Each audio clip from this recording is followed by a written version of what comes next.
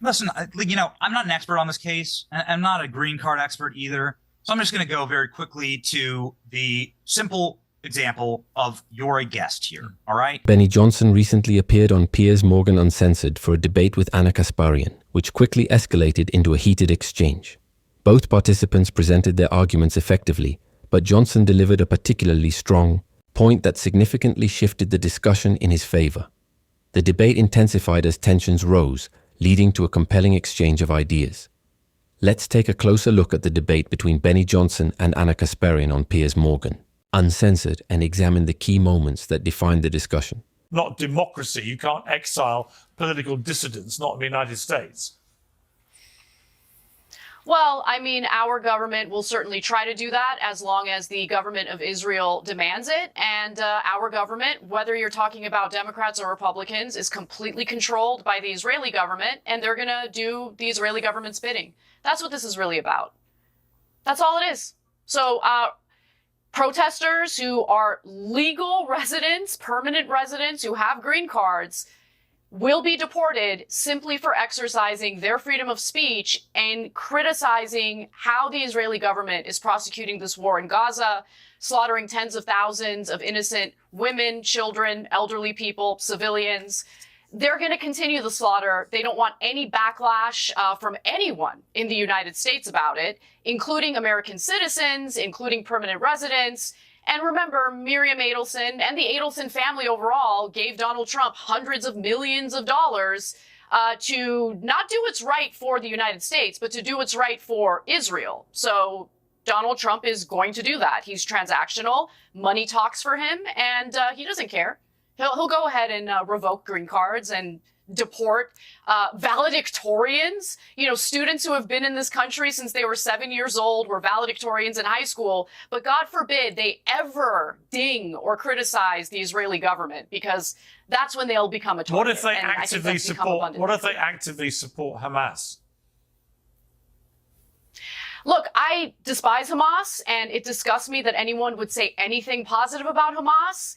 But our freedom of speech indicates that we are allowed to even be supportive of the KKK, be supportive of Nazis, be supportive of terrorists. But that applies to American naturalized citizens. If you've come in on a green card, right? If you say on your green card you support a organization that is a prescribed terror group in the United States, you don't get your green card. That is the argument Marco Rubio made. I thought it was quite a good one. I mean, I haven't got a green card, but I have a visa. And they're very stringent about all these kind of things, right? If you aligned yourself with a terror group, you know that. If you aligned yourself with a terror group, you wouldn't get in. So why should you stay in? Well, is my point. visa and a green card is hold on, Piers, hold on. Visa and green card is different, as you know. Of course, yeah. Someone who's a permanent legal resident is, it's like one tiny step lower than a naturalized citizen. And the point is, whatever allegation the Trump administration is making against these green card holders, it needs to be adjudicated by a judge. Again, it goes back to the issue of due process. If you guys are comfortable with an executive branch official, simply one person unilaterally deciding without any due process that someone has done something wrong and now their green card should be revoked, I think that's setting a really, really bad and dangerous precedent. Again, that concentrates too much power among a very small group of people, and I think people deserve due process. Have a judge weigh in and determine whether or not this person is actually a threat to the United States or our national security, and then make that decision. But for some reason, they don't want to do that. All right, Benny, Trump has banned the AP from the White House for refusing. I don't entirely disagree with her point, but I don't believe Donald Trump is the sellout some people claim he is. I do wish he didn't align so closely with the country being discussed, one I can't even mention without potential issues. But that's just the reality we operate in. That said, I don't see him as a bigger sellout than politicians like Joe Biden. In fact, I believe Biden and most other politicians are far more driven by financial influence than Trump. There's not much more money could do for Trump at this point. If he wanted something, financial limitations wouldn't stand in his way. He already has more than enough wealth. Perhaps he enjoys seeing the numbers in his bank account rise, but beyond that, what financial motive would he have? It just doesn't make sense for someone with his level of resources to be selling out when he already has the means to do whatever he wants. to rename the Gulf of Mexico to the Gulf of America. He's kicking out student protesters for having views he doesn't like. He wants CNN to be banned from the airwaves and so on. A lot of people saying, hang on, aren't you supposed to be Mr. Free Speech, Mr. President?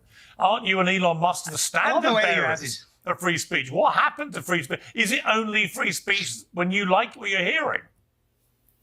I love the way that you ask these questions, Piers. You're like my schizophrenic aunt. It's like Thanksgiving dinner after a box of wine. Because in 1 second, you're like, Anna, this scum should have been deported as a member of Hamas. This scum said that they need to be out. And he said the end of Western civilization is what they're here for, which, in fact, they did. And then in the same question, you're like, Trump's just deporting students because he doesn't like what they say. Right. You can't have it both ways, Piers. Well, is this guy a supporter of a terrorist group?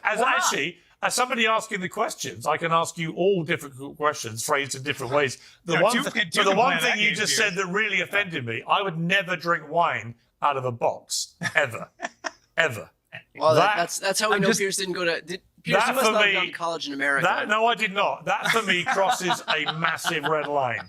I'm a bottle man. Anyway, but Benny, Brian and Benny are going to team up and gang up on Piers. Do we have Benny? I think the most ambitious crossover event in American history. The one thing you'll get buy-in from me on is that I will defend Franzia wine till my dying day. Then you're going to lose me immediately. But Benny, back to slightly less serious matters, free speech. Respect. But on this issue of free speech, has the Trump administration been consistent? We might find this student, Mahmoud Khalil's views loathsome. There's no apparent, so far, hard evidence he has been pro-Hamas, and he disputes that. If it turns out he's not been actively pro-Hamas and we can't find actual words coming out of his mouth to show that, is it right that a green card holder in America should be thrown out of the country? Listen, I'm not an expert on this case. I'm not a green card expert either. So I'm just going to go very quickly to the simple example of you're a guest here, all right? And if you go I completely agree with Bennett Johnson's point, and I'd even take it a step further. Even if you're not a guest in this country, there's a fine line when it comes to certain actions. But especially for immigrants who moved here for a better life, engaging in repeated anti-American behavior just for the sake of opposing the US is a slippery slope. Let's be honest, many college protesters, whether they support Hamas or just advocate for Palestine, are often more focused on being anti-American than anything else. They seize every opportunity to express their dislike for the US, knowing that America's alliance with Israel makes their stance appear even more oppositional. That seems to be the main motivation for many of these students. They want to look rebellious by opposing America. This pattern extends to nearly every protest of this nature. To be clear, I'm not a supporter of Israel's actions, nor do I believe they are a good ally. In my view, they take US tax dollars and use them to fund military actions that I strongly oppose. However, I also don't support those who constantly bash America and look for any excuse to do so. That mindset is just as problematic. And if someone is in this country as a guest and actively engaging in anti-American rhetoric or actions, they should be asked to leave. To another country, and Americans go and travel abroad to tons of countries. Every country on earth right now has an American traveling abroad. If that American decided to support a terrorist faction or behave in a way that was criminal and illegal, right, which is what was happening when you were barricading and burning down and harming students and threatening students, then expect to be kicked out of that country. It's pretty logical, right? And I don't think that free speech has anything to do with it. And as you stated, free speech applies to American citizens, either native born or naturalized. That the Constitution applies to us, not to guests here. So it's the same thing as the criminal alien argument. All right. You don't get the same rights if you are a guest here, especially if you came here illegally, right? Although, funny enough, I completely agree with this take, and I'd expect Brian Tyler Cohen to strongly disagree. But maybe I'm wrong. In my view, this is a reasonable and common sense perspective, though it's clear that Ana Kasparian isn't a fan of it. That said, I believe Benny Johnson is making a solid argument here. I'd love to hear your thoughts in the comments. Do you think removing someone who holds a green card but expresses highly anti-American or possibly pro-Hamas sentiments is a violation of free speech? It's a complex issue, but I find myself siding with Benny Johnson on this one. Let me know in the comments what you think about this debate between Benny Johnson and Ana Kasparian on Piers Morgan Uncensored.